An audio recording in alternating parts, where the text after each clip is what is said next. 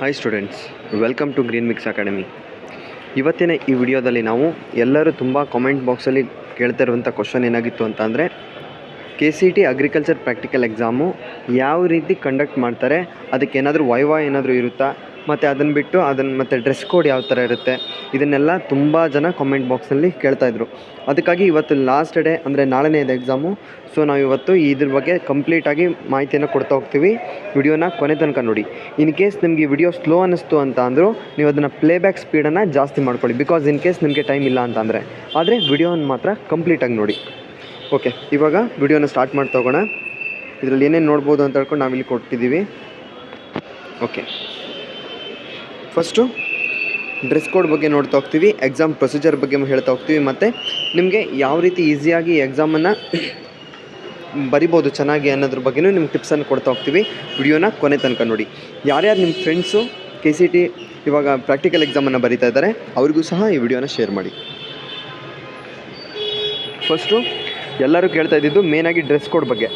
ಈಗ main ಬಾಯ್ಸ್ಗೆ dress code ಯಾವುದು ಅಂತ ಇಲ್ಲಿ ನಾವು ಕೊಡ್ತಾ ಹೋಗಿದ್ವಿ. ಇಲ್ಲಿ ನೋಡ್ಬೋದು ಫಾರ್ಮಲ್ ಶರ್ಟು. ನೀವು ಆದಷ್ಟು ಏನು ಮಾಡಬೇಕು ಅಂತಂದರೆ ನಿಮ್ಮದು KCET ಟೈಮಲ್ಲಿ ನೀವು ಯಾವ ರೀತಿ ಡ್ರೆಸ್ ಕೋಡನ್ನು ಮೇಂಟೈನ್ ಮಾಡಿದ್ರಲ್ವ, ಅದೇ ರೀತಿ ಡ್ರೆಸ್ ಕೋಡನ್ನು ಮೇಂಟೈನ್ ಮಾಡೋದು ಬೆಸ್ಟ್ ಆಯ್ಕೆ. ಬಿಕಾಸ್ ನೀವು ಇದಕ್ಕೆ ಯಾವುದೇ ರೀತಿಯಾದಂಥ ಎಕ್ಸ್ಟ್ರಾ ನೀವು ಜಾಸ್ತಿ ಹಾಕ್ಕೊಂಡು ಹೋಗೋದು ಮಾಡಿದ್ರು ಅಲ್ಲಿ ನಿಮಗೆ ಪ್ರಾಬ್ಲಮ್ ಆಗೋ ಚಾನ್ಸಸ್ ಇರುತ್ತೆ. ಸೊ ನೀವು ಏನು ಮಾಡಬೇಕು ಅಂತಂದರೆ ಕಾಲರ್ ಇಲ್ಲದೆ ಇರುವಂಥದ್ದು ಹಾಫ್ ಸ್ಲೀವ್ ಶರ್ಟ್ಸ್ ಏನಿದೆ ಆ ರೀತಿ ಶರ್ಟ್ಸನ್ನು ಹಾಕ್ಕೊಂಡೋಗಿ, ಮತ್ತು ಮಲ್ಟಿ ಪಾಕೆಟ್ ಪ್ಯಾಂಟ್ಸ್ಗಳೆಲ್ಲ ಏನಿರುತ್ತೆ ಅದನ್ನು ಆದಷ್ಟು ನೀವು ಅವಾಯ್ಡ್ ಮಾಡಬೇಕು.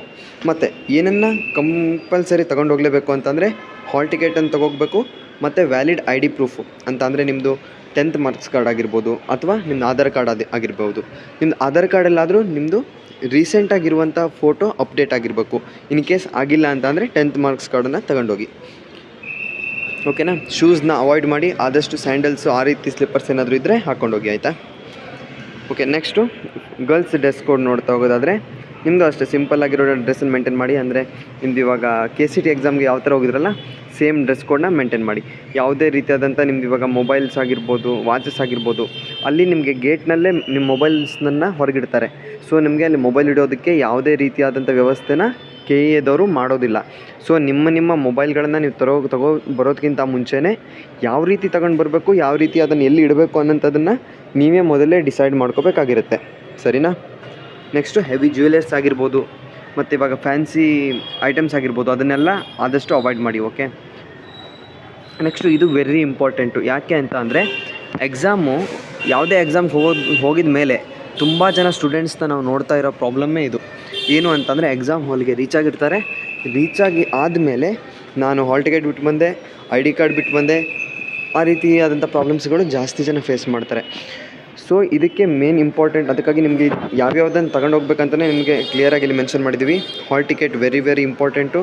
ಅದ್ರ ಜೊತೆಗೆ ನಿಮ್ಮದು KCET ಹಾಲ್ ಟಿಕೆಟಿಂದು ಜೆರಾಕ್ಸ್ ಏನಿದೆ ಅದನ್ನು ಸಹ ಇಟ್ಕೊಳ್ಳಿ. ಜೊತೆಗೆ ಯಾವುದಾದ್ರೂ ಒಂದು ID ಪ್ರೂಫನ್ನು ಇಟ್ಕೊಳ್ಳಿ. ಆಧಾರ್ ಕಾರ್ಡ್ ಆಗಿರ್ಬೋದು, 10th ಮಾರ್ಕ್ಸ್ ಕಾರ್ಡ್ ಆಗಿರ್ಬೋದು, ಆ ರೀತಿ. ಮತ್ತು ಬಾಲ್ ಪೆನ್ನನ್ನು ಯೂಸ್ ಮಾಡಬೇಕು. ಯಾವುದೇ ಕಾರಣಕ್ಕೂ ಜೆಲ್ ಪೆನ್ಗಳು ಯೂಸ್ ಮಾಡೋದು ಆಗಿಲ್ಲ. ಓಕೆ, ಯಾವುದೇ ಕಾರಣಕ್ಕೂ ನೀವು ಜೆಲ್ ಪೆನ್ಗಳನ್ನು ಯೂಸ್ ಮಾಡೋ ಹೋಗಿಲ್ಲ. ಸೊ ಬಾಲ್ ಪೆನ್ಗಳನ್ನು ಪ್ರಿಫರ್ ಮಾಡಿ.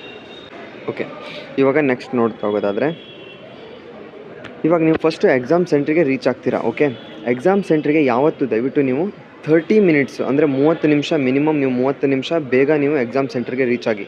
KEದವ್ರು ಏನು ಹೇಳಿದ್ದಾರೆ ಅಂತ ಅಂದರೆ 9 AM ನಿಮಗೆ ರೀಚ್ ಆಗೋಕ್ಕೆ ಹೇಳಿದ್ದಾರೆ ಅಂತ ಅಂದರೆ ನೀವು 8:30 AM ನೀವು ಎಕ್ಸಾಮ್ ಸೆಂಟ್ರಲ್ಲಿ ಇರಬೇಕು. ಓಕೆ, ಎಕ್ಸಾಮ್ ಸೆಂಟ್ರಲ್ಲಿ ನೀವು ರೀಚ್ ಆದ ನಂತರ ಅಲ್ಲೊಂದು ಸೆಕ್ಯೂರಿಟಿ ಚೆಕಿಂಗ್ ಇರುತ್ತೆ. ಅಂತ ಅಂದರೆ ಮೊಬೈಲ್ಗಳಾಗಿರ್ಬೋದು, ಯಾವುದಾದ್ರೂ ಎಲೆಕ್ಟ್ರಾನಿಕ್ಸ್ ಐಟಮ್ಸ್ ಏನಿರುತ್ತೆ ಅದನ್ನೆಲ್ಲ ನೀವು ತೊಗೊಂಡು ಬಂದಿದ್ದರೆ ಅದನ್ನು ಅವ್ರು ಅಲ್ಲೇ ಇಟ್ಕೊಳ್ತಾರೆ ಅವ್ರ ಹತ್ರ, ಅಥವಾ ನಿಮ್ಗೆ ಅಲ್ಲಿ ಒಳಗೆ ತೊಗೊಂಡು ಹೋಗಬೇಡಿ, ಹೊರಗೆ ಇಡಿ ಅಂತ ಹೇಳ್ತಾರೆ. ಓಕೆನಾ?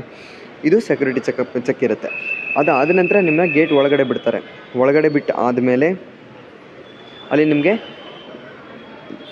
ಇನ್ಸ್ಟ್ರಕ್ಷನ್ಸನ್ನು ಕೊಡ್ತಾರೆ. ಅದನ್ನು ಕರೆಕ್ಟಾಗಿ ಕೇಳ್ಕೊತಾ ಹೋಗಿ, ಬಿಕಾಸ್ ಒಂದೊಂದು ಸೆಂಟ್ರಲ್ಲಿ ಸ್ವಲ್ಪ ಇನ್ಸ್ಟ್ರಕ್ಷನ್ಸು ಬೇರೆ ಇರುತ್ತೆ. ಸೊ ನೆಕ್ಸ್ಟು ಡಿಸಿಪ್ಲಿನಾಗಿ ಹೋಗಿ, ಮತ್ತು ಇನ್ನೊಂದು ಕಾಮಾಗಿರಿ. ಯಾವುದೇ ರೀತಿಯಾದಂಥ ನೀವು ಹೆದರ್ಕೊಳ್ಳೋ ಅವಶ್ಯಕತೆ ಇಲ್ಲ. ಸರಿನಾ? ನೆಕ್ಸ್ಟು ಯಾವ ರೀತಿ ಎಕ್ಸಾಮನ್ನು ಕಂಡಕ್ಟ್ ಮಾಡ್ತಾರೆ ಅಂತ ಇದ್ರ ಬಗ್ಗೆ ನಿಮಗೆ ಹೋದ ಸಲ ನಿಮ್ಗೆ ಒಂದು ವಿಡಿಯೋ ಮಾಡಿದ್ದೀವಿ ಇವಾಗ 1 ವೀಕ್ ಬಿಫೋರು. ಅದನ್ನು ನೀವು ಒಂದು ವೇಳೆ ನೋಡಬೇಕು ಅಂತಂದರೆ ಕೆಳಗಡೆ ಕಮೆಂಟ್ ಬಾಕ್ಸಲ್ಲಿ ಅದ್ರದ್ದು ಲಿಂಕನ್ನು ಸಹ ಕೊಟ್ಟಿರ್ತೀವಿ. ಅದನ್ನು ಒಂದು ಸತಿ ನೋಡಿ, ಅವಾಗ ನಿಮಗೆ ಫುಲ್ ಐಡಿಯಾ ಬರುತ್ತೆ. ಅದರಲ್ಲಿ ಎಕ್ಸಾಮ್ ಯಾವ ಥರ ಇರುತ್ತೆ, ಯಾವ ರೀತಿ ಮೆಥಡ್ ಇರುತ್ತೆ, ಎಲ್ಲವನ್ನು ಎಕ್ಸ್ಪ್ಲೇನ್ ಮಾಡಿದ್ದೀವಿ. ಯಾವುದೇ ರೀತಿಯಾದಂಥ ನೆಗೆಟಿವ್ ಮಾರ್ಕಿಂಗ್ ಇರೋದಿಲ್ಲ ಈ ಎಕ್ಸಾಮಲ್ಲಿ, ಓನ್ಲಿ ಟಿಕ್ಕಿಂಗ್ ಇರುತ್ತೆ. ಓಕೆ, ಅದನ್ನು ಈಗ ನೆಕ್ಸ್ಟು ಹೇಳ್ತಾ ಹೋಗೋಣ. ಅದಕ್ಕಿಂತ ಮುಂಚೆ ಎಕ್ಸಾಮ್ ಯಾವ ರೀತಿ ಕಂಡಕ್ಟ್ ಮಾಡ್ತಾರೆ ಅಂತಂದರೆ, ಫಸ್ಟು ನಿಮ್ಮದು ವೆರಿಫಿಕೇಷನ್ ಮಾಡಿ ನಿಮಗೆ OMR ಶೀಟನ್ನು ನಿಮ್ಗೆ ಕೊಡ್ತಾರೆ. ನಿಮ್ಮ ಹಾಲ್ ಟಿಕೆಟನ್ನೆಲ್ಲ ಚೆಕ್ ಮಾಡಿದ ಮೇಲೆ OMR ಶೀಟನ್ನು ನಿಮ್ಮ ಕೈಗೆ ಕೊಡ್ತಾರೆ. OMR ಶೀಟಲ್ಲಿ ಏನು ಫಿಲ್ ಮಾಡಬೇಕು ಅಂತಂದರೆ, ನಿಮ್ಮದು ನೇಮ್ ಆಗಿರ್ಬೋದು, ಮತ್ತು ನಿಮ್ಮದು ಏನು ಎಕ್ಸಾಮಿಂದು ರಿಜಿಸ್ಟರ್ ನಂಬರ್ ಇರುತ್ತೆ, ಆ ರಿಜಿಸ್ಟರ್ ನಂಬರನ್ನು ಫಿಲ್ ಮಾಡಿ ಕೆಳಗಡೆ ಬಬಲಿಂಗ್ ಮಾಡಬೇಕು. ಇಷ್ಟ ಆದಮೇಲೆ ನೀವು ಅವು ತೊಗೊಂಡೋಗಿ ಎಕ್ಸಾಮ್ನರಿಗೆ ಕೊಟ್ಟಾಗ ಅವ್ರು ನಿಮಗೆ ಸೈನ್ ಮಾಡಿ ಕೊಡ್ತಾರೆ. ಕೊಟ್ಟ ನಂತರ ನೀವು ಏನು ಅಲ್ಲಿ ಎಕ್ಸಾಮ್ಗೆ ಒಂದು ಲೈನು ಹೋಗ್ತಾ ಇರುತ್ತೆ, ಆ ಲೈನಿಗೆ ನೀವು ಜಾಯ್ನ್ ಆಗ್ಬೋದು. ಸರಿನಾ? ನೆಕ್ಸ್ಟು ಆ ಲೈನಿಗೆ ಜಾಯ್ನ್ ಆದ್ರಿ ಅಂತಂದರೆ ಇದೇ ರೀತಿ ಲೈನ್ ಇರುತ್ತೆ. ಯಾವ ರೀತಿ ಅಂತ ಅಂದರೆ, ಇಲ್ಲಿ ನೋಡಿ, ಇಲ್ಲಿ ನಾನು ನಿಮಗೆ 1 2 3 4 ಈ ರೀತಿ ಕೊಟ್ಟಿದ್ದೀನಿ. ಇದು ಸ್ಪೆಸಿಮನ್ ನಂಬರ್ 1 2 3 ಇದೇ ರೀತಿ ಉದ್ದ ಸಾಲಿರುತ್ತೆ, ಈ ರೀತಿ ಲೈನ್ ಇರುತ್ತೆ. ನೀವು ಈ ಲೈನ್ಗೆ ಜಾಯ್ನ್ ಆದ ತಕ್ಷಣ 30 ಸೆಕೆಂಡ್ಸ್ಗೆ ಒಂದೊಂದು ಬೆಲ್ ಆಗುತ್ತೆ. ನೆನ್ಪಿಟ್ಕೊಳ್ಳಿ, 30 ಸೆಕೆಂಡ್ಸ್ಗೆ ಬೆಲ್ ಇರುತ್ತೆ. ಫಸ್ಟ್ ಬೆಲ್ ಆಯಿತು ಅಂದ ತಕ್ಷಣ ನೀವು ಈ 1ಗೆ ಹೋಗ್ತೀರಾ. 1ಗೆ ಹೋಗಿ ಇಲ್ಲಿ 4 ಆಪ್ಷನನ್ನು ಇಟ್ಟಿರ್ತಾರೆ ಮತ್ತು ಆ ಸ್ಪೆಸಿಮನನ್ನು ಇಟ್ಟಿರ್ತಾರೆ. ನೀವು ಕ್ಲಿಯರಾಗಿ ಆ ಸ್ಪೆಸಿಮನನ್ನು ಅಬ್ಸರ್ವ್ ಮಾಡಬೇಕು. ಸ್ಪೆಸಿಮನನ್ನು ಅಬ್ಸರ್ವ್ ಮಾಡಿ ಅಲ್ಲಿ 4 ಆಪ್ಷನ್ಗಳನ್ನು ಕೊಟ್ಟಿರ್ತಾರೆ. ಯಾವ ಆಪ್ಷನ್ ಕರೆಕ್ಟು ಅಂತ ಹೇಳ್ಕೊಂಡು ನೀವೀಗ ನೋಡಿ, ಎಕ್ಸಾಂಪಲ್ಲು OMR ಶೀಟಲ್ಲಿ question number 1 A B C D ಈ ರೀತಿ ಇರುತ್ತೆ. ನೀವು ಇವಾಗ ಫಸ್ಟ್ ಟೇಬಲ್ಗೆ ಹೋದ್ರಿ, ಅಲ್ಲಿ ನೀವು ಐಡೆಂಟಿಫೈ ಮಾಡಿದ್ರಿ. ಎಕ್ಸಾಂಪಲ್ ಅದು HF ಕವ್ ಫೋಟೋನ ಇಟ್ಟಿದ್ರು. ಇವಾಗ ಅಲ್ಲಿ HF ಕವ್ನ ನಿಮ್ಮ ಆಪ್ಷನ್ B HF ಕವ್ ಇದೆ. ಸೊ ನೀವೇನು ಮಾಡಬೇಕಂದ್ರೆ 1 ಎದುರುಗಡೆ ಬಬ್ಲಿಂಗ್ ಮಾಡಬೇಕು ಆಪ್ಷನ್ ಬಿಗೆ. ಓಕೆ, ಅದೇ ರೀತಿ ಮತ್ತೆ 30 ಸೆಕೆಂಡ್ಸ್ಗೆ ಬೆಲ್ ಆಗುತ್ತೆ. ಆವಾಗ ನೀವು ಈ ಕಡೆ ಶಿಫ್ಟ್ ಆಗಬೇಕು, ಇಲ್ಲಿರೋರು ಈ ಕಡೆ ಶಿಫ್ಟ್ ಆಗ್ತಾರೆ. ಇದೇ ರೀತಿ ಶಿಫ್ಟಿಂಗ್ ನಡೀತಾ ಹೋಗುತ್ತೆ. ಇದೇ ರೀತಿ ನಿಮಗೆ 50 ಟೇಬಲ್ಗೆ ಶಿಫ್ಟ್ ಆಗ್ತೀರಾ ಸ್ಟ್ರೇಟ್ ಲೈನಲ್ಲಿ. ನಿಮಗೆ ಒಂದು ಸಲ ಈ ಟೇಬಲ್ಗೆ ಶಿಫ್ಟ್ ಆದ್ರಿ ಅಂತಂದರೆ ಮತ್ತೆ ಹಿಂದೆ ಬರೋ ಅವಕಾಶ ಇರೋದಿಲ್ಲ. 50 ಟೇಬಲ್ಗೆ ಹೋದ್ರಿ ಅಂದರೆ ನಿಮಗೆ ಮತ್ತೆ ಎಕ್ಸ್ಟ್ರಾ ಟೈಮ್ ಕೊಡೋದಿಲ್ಲ. 50 ನೆಕ್ಸ್ಟ್ ಒಂದು ಬೆಲ್ ಆಯಿತು ಅಂತಂದರೆ ನಿಮ್ಮದು ಏನು OMR ಶೀಟ್ ಇರುತ್ತೆ ಅವ್ರು ಇಸ್ಕೊಳ್ತಾರೆ. ನೀವು ಇವಾಗ ಸೆಕೆಂಡ್ ಟೇಬಲಿಂದ ನಾನು ಆಮೇಲೆ ಹಾಕ್ತೀನಿ, ಆಮೇಲೆ 50 ಆದಮೇಲೆ ಹಾಕ್ತೀನಿ, ಆ ಥರ ಏನೂ ಮಾಡೋದಕ್ಕೆ ಬರೋದಿಲ್ಲ. ಮತ್ತು ಇದರಲ್ಲಿ ಇನ್ನೊಂದು ಇಂಪಾರ್ಟೆಂಟ್ ಏನು ಅಂತಂದರೆ, ಯಾರೂ ಕೂಡ ಯಾವುದೇ ಕ್ವಶನನ್ನು ಖಾಲಿ ಬಿಟ್ಟು ಬರಬೇಡಿ. ಬಿಕಾಸ್ ಯಾವುದೇ ರೀತಿಯಾದಂಥ ನೆಗೆಟಿವ್ ಮಾರ್ಕಿಂಗ್ ಇದಕ್ಕೆ ಇರೋದಿಲ್ಲ. ಇನ್ ಕೇಸ್ ನಿಮ್ಮ ಮಾರ್ಕ್ಸು ಸರಿಯಾಗಿರಲಿ ತಪ್ಪಾಗಿರಲಿ, ಸರಿ ಆಯಿತು ಅಂತಂದರೆ +4 ಮಾರ್ಕ್ಸ್ ಆಗುತ್ತೆ. ಇನ್ ಕೇಸ್ ತಪ್ಪಾಯಿತು ಅಂತಂದರೆ ಏನೂ ಪ್ರಾಬ್ಲಮ್ ಆಗೋದಿಲ್ಲ. ಸೊ ಯಾವುದೇ ಕ್ವಶನನ್ನು ನೀವು ಖಾಲಿ ಬಿಟ್ಟು ಬರಬೇಡಿ. ಓಕೆನಾ? ನೆಕ್ಸ್ಟು ಎಕ್ಸಾಮ್ ಮೆಥಡ್ ಇವಾಗ ಯಾವ ಥರ ಇರುತ್ತೆ ಅಂದರೆ, ಜಸ್ಟ್ ಐಡೆಂಟಿಫಿಕೇಷನ್ ಮಾತ್ರ ಇರುತ್ತೆ. ಮತ್ತು ಇನ್ನೂ ತುಂಬ ಜನದ ಕ್ವಶನ್ ಏನಂತಂದರೆ, ಆಪ್ಷನ್ಸ್ ಏನೇನು ಕೊಟ್ಟಿರ್ತಾರೆ, ಬೋತ್ ಕನ್ನಡ ಆ್ಯಂಡ್ ಇಂಗ್ಲೀಷ್ ಎರಡರಲ್ಲೂ ನಿಮಗೆ ಆಪ್ಷನನ್ನು ಕೊಟ್ಟಿರ್ತಾರೆ. ನೋ ವರಿ, ಕನ್ನಡದಲ್ಲೂ ಆಪ್ಷನ್ ಕೊಟ್ಟಿರ್ತಾರೆ, ಇಂಗ್ಲೀಷ್ನಲ್ಲೂ ಆಪ್ಷನ್ ಕೊಟ್ಟಿರ್ತಾರೆ. ಸರಿನಾ? ಇದೇ ರೀತಿ ಓನ್ಲಿ ಐಡೆಂಟಿಫಿಕೇಷನ್ ಮಾಡೋದು, OMR ಮೇಲೆ ಟಿಕ್ ಹಾಕೋದು. ಯಾವುದು A B C D 4 ಆಪ್ಷನಲ್ಲಿ ಯಾವ ಆಪ್ಷನ್ನು ಯಾವ ಕ್ವಶನ್ ನಂಬರು, ಐಡೆಂಟಿಫಿಕೇಷನ್ ಮಾತ್ರ ಇರುತ್ತೆ. ಮತ್ತು OMRಲ್ಲಿ ಆನ್ಸರ್ ಮಾತ್ರ ಇರುತ್ತೆ. ಯಾವುದೇ ರೀತಿಯಾದಂಥ ರೈಟಪ್ ಆಗಿರ್ಬೋದು ಅದು ಏನೂ ಇರೋದಿಲ್ಲ. ತುಂಬ ಜನ ಏನು ಕ್ವಶನ್ ಕೇಳಿದ್ರಿ ಅಂದರೆ, ಇದರಲ್ಲಿ ವೈವಾ ಇರುತ್ತಾ ಅಂತ. ಯಾವುದೇ ರೀತಿಯಾದಂಥ ವೈವಾ ಕ್ವಶನ್ಸ್ಗಳು ಏನೂ ಇರೋದಿಲ್ಲ. ನೀವು ಜಸ್ಟ್ ನನಗೇನು ಹೇಳಿದೆ ಅಲ್ವಾ 50 ಟೇಬಲ್ಸು, ಆ ಟೇಬಲ್ಸಿಗೆ 30 ಸೆಕೆಂಡ್ ಶಿಫ್ಟ್ ಆಗ್ತಾ ಹೋಗೋದು, OMR ಶೀಟ್ ಮೇಲೆ ರೌಂಡ್ ಮಾಡ್ತಾ ಹೋಗೋದು, ಅಷ್ಟನ್ನು ಬಿಟ್ಟರೆ ಮತ್ತೆ ಏನೂ ಇರೋದಿಲ್ಲ. ಇದಿಷ್ಟೇ ಈ ಎಕ್ಸಾಮ್ ಮೆಥಡ್ ಆಗಿರುತ್ತೆ. ಸರಿನಾ? ಮತ್ತು ಇದಕ್ಕಿಂತ ಮುಂಚೆ ನಿಮ್ಗೆ ಇನ್ನೊಂದು ಹೇಳ್ಬೇಕಂತಂದರೆ, ಟೋಟಲ್ 50 ಕ್ವಶನ್ಸ್ ಇರುತ್ತೆ, ಅಂದರೆ 50 ಟೇಬಲ್ಸ್ ಇರುತ್ತೆ. ಈ ಟೇಬಲಲ್ಲಿ 50 ಸ್ಪೆಸಿಮನ್ಗಳನ್ನು ಇಟ್ಟಿರ್ತಾರೆ. ಪ್ರತಿ ಕ್ವಶನ್ಗೂ 4 ಮಾರ್ಕ್ಸ್ ಇರುತ್ತೆ. ಟೋಟಲ್ 200 ಮಾರ್ಕ್ಸ್ಗೆ ಈ ಎಕ್ಸಾಮ್ ಆಗಿರುತ್ತೆ. ಸರಿನಾ? ಎಲ್ಲರೂ ಇವಾಗ ಚೆನ್ನಾಗಿ ಪ್ರಿಪೇರ್ ಆಗ್ತಾ ಇದ್ದೀರಾ ಅಂತ ಅಂದ್ಕೊಂಡಿದ್ದೀನಿ. ಇವಾಗ ನಮ್ಮದು ಗ್ರೀನ್ವಿಕ್ಸ್ ಅಕಾಡೆಮಿನಲ್ಲೇ ನಿಮಗೆ ಫ್ರೀಯಾಗಿ ಮಾಕ್ ಟೆಸ್ಟನ್ನು ಮಾಡ್ತಾಯಿದ್ದೀವಿ, ಮತ್ತು ಪೇಯ್ಡ್ ಗ್ರೂಪಲ್ಲೂ ಮಾಕ್ ಟೆಸ್ಟನ್ನು ಮಾಡ್ತಾಯಿದ್ದೀವಿ. ಇನ್ ಕೇಸ್ ಇವತ್ತು ಈಗಲೇನಾದರೂ ಜಾಯ್ನ್ ಆಗಬೇಕು ಅಂತಂದರೆ ನೀವು ಜಾಯ್ನ್ ಆಗ್ಬೋದು. ಮತ್ತು ನಿಮಗೆ ನೆಕ್ಸ್ಟು ಆಫ್ಟರ್ ನಿಮ್ಮದು ಇವಾಗ ಎಕ್ಸಾಮ್ ಬರೆದ ಮೇಲೆ ಏನೇನು ಅಪ್ಡೇಟ್ಸ್ ಬರುತ್ತೆ, KCT ಅಪ್ಡೇಟ್ಸ್ ಆಗಿರ್ಬೋದು, ಎಲ್ಲ ಅಪ್ಡೇಟ್ಸ್ಗಳು ನಿಮಗೆ ಈ ಚಾನಲಲ್ಲೂ ಬರುತ್ತೆ ಮತ್ತು ನಮ್ಮದು ಟೆಲಿಗ್ರಾಮ್ ಗ್ರೂಪ್ನಲ್ಲೂ ಬರುತ್ತೆ. ಅದನ್ನು ಸಬ್ಸ್ಕ್ರೈಬ್ ಮಾಡ್ಕೊಳ್ಳೋದು ಮರಿಬೇಡಿ, ಮತ್ತು ನಮ್ಮ ಟೆಲಿಗ್ರಾಮ್ ಗ್ರೂಪ್ಗೆ ಜಾಯ್ನ್ ಆಗೋದನ್ನು ಮರಿಬೇಡಿ. ಇನ್ ಕೇಸ್ ನಿಮ್ಗೆ ಏನಾದರೂ ಡೌಟ್ ಇತ್ತು ಅಂತಂದರೆ ನೀವು ನಮ್ಮನ್ನು ಕಾಂಟ್ಯಾಕ್ಟ್ ಮಾಡ್ಬೋದು. ಓಕೆ, ನೆಕ್ಸ್ಟು ಇಂಪಾರ್ಟೆಂಟ್ ಆಗಿರೋ ನಿಮ್ಮ ಟಿಪ್ಸ್ ಹೇಳ್ತೀನಿ.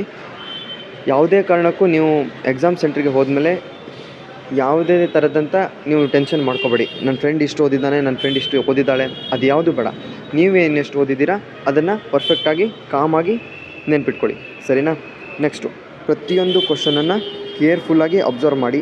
ಅಲ್ಲಿ ಯಾವ ಸ್ಪೆಸಿಮನನ್ನು ಇಟ್ಟಿರ್ತಾರೆ, ಅವ್ರು ಇನ್ ಕೇಸ್ ಲೈವ್ ಆಗಾದರೂ ಇಟ್ಟಿರ್ಬೋದು, ಫೋಟೋನಾದರೂ ಇಟ್ಟಿರ್ಬೋದು, ಯಾವುದನ್ನು ಇಟ್ಟಿದ್ರು ಕರೆಕ್ಟಾಗಿ ಅದನ್ನು ಅಬ್ಸರ್ವ್ ಮಾಡಿ. ಓನ್ಲಿ ನಿಮಗೆ 30 ಸೆಕೆಂಡ್ಸ್ ಮಾತ್ರ ನಿಮ್ಮ ಹತ್ರ ಇರುತ್ತೆ. ಅದರಲ್ಲಿ 5 to 10 ಸೆಕೆಂಡ್ಸ್ ನಿಮಗೆ ಬಬ್ಲಿಂಗ್ ಮಾಡೋಕ್ಕೆ ಬೇಕಾಗುತ್ತೆ. ಸೊ ಸೊ ನಿಮ್ಮ ಹತ್ರ ಇರೋದು ಓನ್ಲಿ 20 ಸೆಕೆಂಡ್ಸಲ್ಲಿ ನೀವು ಅಲ್ಲಿ ಯಾವುದು ಸ್ಪೆಸಿಮನ್ ಇದೆ ಆ ಸ್ಪೆಸಿಮನನ್ನು ಐಡೆಂಟಿಫೈ ಮಾಡಬೇಕು 20 ಸೆಕೆಂಡ್ಸ್ ಒಳಗಡೆ. ಮತ್ತು ಇವಾಗ ಇವತ್ತು ಒಂದಿನ ನಿಮ್ಗೆ ಟೈಮ್ ಇದೆ. ಇವಾಗ ಏನು ಮಾಡಬೇಕು ಅಂತಂದರೆ ಎಲ್ಲ ಸ್ಪೆಸಿಮನ್ ನೇಮ್ಗಳನ್ನ ರಿವೈಸ್ ಮಾಡ್ಕೊಳ್ಳಿ ಒಂದು ಸತಿ. ಯಾವ್ಯಾವುದನ್ನು ಓದಿದ್ದೀರಲ್ವ ಎಲ್ಲದನ್ನು ಒಂದು ಸಲ ನೀವು ರಿವೈಸ್ ಮಾಡ್ಕೊಳ್ಳಿ. ಮತ್ತು ಯಾವುದೇ ಕಾರಣಕ್ಕೂ ಪ್ಯಾನಿಕ್ ಆಗಬೇಡಿ. ಬಿಕಾಸ್ ನೀವು ಪ್ಯಾನಿಕ್ ಆದ್ರೇ ಅಲ್ಲೇ ಅರ್ಧ ಹಾಳಾಗಿಬಿಡುತ್ತೆ. ಬಿಕಾಸ್ ಪ್ರತಿಯೊಂದು ಕ್ವಶನ್ಗೆ 25 ಸೆಕೆಂಡ್ಸ್ ಮಾತ್ರ ನಿಮ್ಗೆ ಇವಾಗ ಅಬ್ಸರ್ವ್ ಮಾಡೋಕ್ಕಿರುತ್ತೆ. ಸೊ ನಿಮ್ದು ಇನ್ ಕೇಸ್ ನಿಮ್ದೇನಾದರೂ ಒಂದು ಕ್ವಶನ್ ತಪ್ಪಾಯಿತು ಅಂತ ಅಂದರೆ ನೆಕ್ಸ್ಟ್ ಕ್ವಶನಿಗೆ ಹೋಗಬೇಕಿದ್ರೆ ಅದನ್ನು ಬಿಟ್ಟುಬಿಡಿ, ಅಲ್ಲಿಗೆ ನೆಕ್ಸ್ಟ್ ಕ್ವಶನಿನ ಬಗ್ಗೆ ಥಿಂಕ್ ಮಾಡಿ. ಬಿಕಾಸ್ ನೀವು ಹಿಂದಿನ ಕ್ವಶನ್ ಬಗ್ಗೆ ಥಿಂಕ್ ಮಾಡ್ತಾ ಇದ್ದೀರಿ ಅಂತಂದರೆ ಇಲ್ಲಿ ಟೈಮು ರನ್ ಆಗ್ತಾ ಇರುತ್ತೆ. ಯಾವುದೇ ಕಾರಣಕ್ಕೂ ಅವ್ರು ನಿಮಗೆ 30 ಸೆಕೆಂಡ್ಸ್ಗಿಂತ ಜಾಸ್ತಿ ಆ ಟೇಬಲಲ್ಲಿ ನಿಲ್ಲೋದಕ್ಕೆ ಕೊಡೋದಿಲ್ಲ. ಯಾಕೆ ಅಂತ ಅಂದರೆ ನಿಮ್ಮ ಹಿಂದೆ ಇರುವಂಥ ಕಂಟೆಸ್ಟೆಂಟ್ಸ್ ಏನಿರ್ತಾರೆ ಅವರು ಆ ಟೇಬಲ್ಗೆ ಬಂದುಬಿಡ್ತಾರೆ. ಸೊ ನೀವು ಯಾವುದೇ ಕಾರಣಕ್ಕೂ ಮತ್ತೆ ಹಿಂದೋಗೋ ಚಾನ್ಸನ್ನು ಅವ್ರು ಕೊಡೋದಿಲ್ಲ. ಅದಕ್ಕಾಗಿ ಇರೋ ಟೈಮನ್ನ ಕರೆಕ್ಟಾಗಿ ಮ್ಯಾನೇಜ್ ಮಾಡೋದನ್ನು ಕಲ್ತ್ಕೊಳ್ಳಿ. ಓಕೆ, ಈ ಪ್ರಾಕ್ಟಿಕಲ್ ಎಕ್ಸಾಮಿಂದ ಇವಾಗ ನಿಮ್ಮದು ಏನು ಬೇಕಾದರೂ ಆಗ್ಬೋದು, ನಿಮ್ದು ಎಷ್ಟು ಮಾರ್ಕ್ಸ್ ಬೇಕಿದ್ರೂ ಬಿಡ್ಬೋದು. ಬಟ್ ಯಾವುದೇ ರೀತಿಯಾಗಿಗೂ ನೀವು ತಲೆ ಕೆಡಿಸ್ಕೊಳ್ಳೋಕ್ಕೆ ಹೋಗಬೇಡಿ. ಆಫ್ಟರ್ ಎಕ್ಸಾಮ್ ಇವಾಗ ನಿಮಗೆ ಟೈಮ್ ಇದೆ. ಈ ಟೈಮಲ್ಲಿ ಕರೆಕ್ಟಾಗಿ ರಿವೈಸ್ ಮಾಡ್ಕೊಳ್ಳಿ. ನಿಮ್ಮದು ಪ್ರಿಪ್ರೇಷನ್ ಚೆನ್ನಾಗಿದ್ದು ಕಾನ್ಫಿಡೆಂಟ್ ಆಗಿದ್ರಿ ಅಂತಂದರೆ 100% ಸಕ್ಸಸ್ ಬರುತ್ತೆ. ಯಾರು ಕೂಡ ಅಲ್ಲಿ ಹೋದ್ಮೇಲೆ ನೀವು ಓದಿರ್ತೀರ, ಎಲ್ಲನೂ ಗೊತ್ತಿರುತ್ತೆ. ಬಟ್ ಅಲ್ಲಿ ಹೋಗಿ ಕೆಲವೊಂದಿಷ್ಟು ವಿದ್ಯಾರ್ಥಿಗಳು ಟೆನ್ಷನ್ ಮಾಡಿಕೊಂಡು ಎಕ್ಸಾಮನ್ನು ಸ್ವಲ್ಪ ಹಾಳು ಮಾಡ್ಕೊತಾರೆ. ಆ ರೀತಿ ಯಾರು ಮಾಡ್ಕೊಳಕ್ಕೆ ಹೋಗಬೇಡಿ. ಎಲ್ಲರೂ ಕಾಮಾಗಿ ಹ್ಯಾಂಡಲ್ ಮಾಡಿ ಆರಾಮಾಗಿ ಎಕ್ಸಾಮ್ ಬರೀರಿ. ಓಕೆ, ಇದಿಷ್ಟಾಗಿತ್ತು ಇವತ್ತಿನ ವಿಡಿಯೋ. ಇನ್ ಕೇಸ್ ನಿಮ್ಗೆ ಯಾವುದಾದ್ರೂ ಡೌಟ್ ಇತ್ತು ಅಂತಂದರೆ ಕಾಮೆಂಟ್ ಸೆಕ್ಷನಲ್ಲಿ ಹಾಕಿ, ನಾನು ನಿಮಗೆ ಆನ್ಸರ್ ಮಾಡ್ತೀವಿ. ಸರಿನಾ? ಇದಿಷ್ಟಾಗಿತ್ತು ಇವತ್ತಿನ ವಿಡಿಯೋ. ಎಲ್ಲರಿಗೂ ಆಲ್ ದ ಬೆಸ್ಟನ್ನು ತಿಳಿಸ್ತಾ ಇವತ್ತಿನ ಈ ವಿಡಿಯೋನ ಎಂಡ್ ಮಾಡ್ತಾಯಿದ್ದೀವಿ. Thank you. ಜೈ ಹಿಂದ್, ಜೈ ಕರ್ನಾಟಕ.